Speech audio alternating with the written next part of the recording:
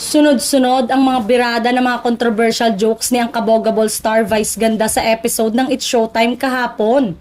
Unahin na natin ang pagbanggit niya tungkol sa pag-ex ng MTRCB o Movie and Television Review and Classification Board sa proyektong gustong gawin ng isa sa mga hurado sa bagong segment ng It's Showtime, ang Throwbacks na si Rufa May Quinto. May gusto raw gawin si Rufa May na project na may titulong Todo na To.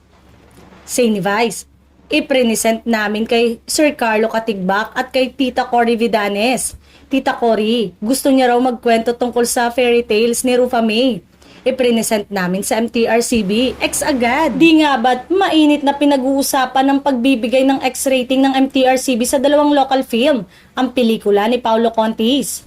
Naalarma naman ang ilan at may kumakalat din sa social media na baka masuspende muli ang It's Showtime. Anyway, naipasok ang usapan na makikipag-brainstorm si Rufa May kung paano aayusin ang show.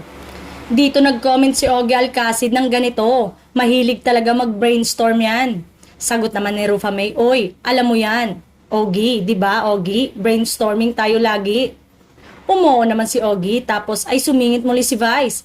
Yung close pa kayo, di ba? Nagka-something kayo. Natawa pang malakas si Ogie. Habang idinidinay naman ito ni Rufa.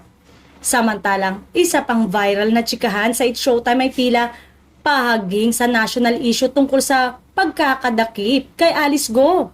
Say ni Vice Ganda kina Jackie Gonzaga at Vong Navarro. Gagawa ng kung ano-ano tapos lalayas ng Pilipinas tapos magpapapicture.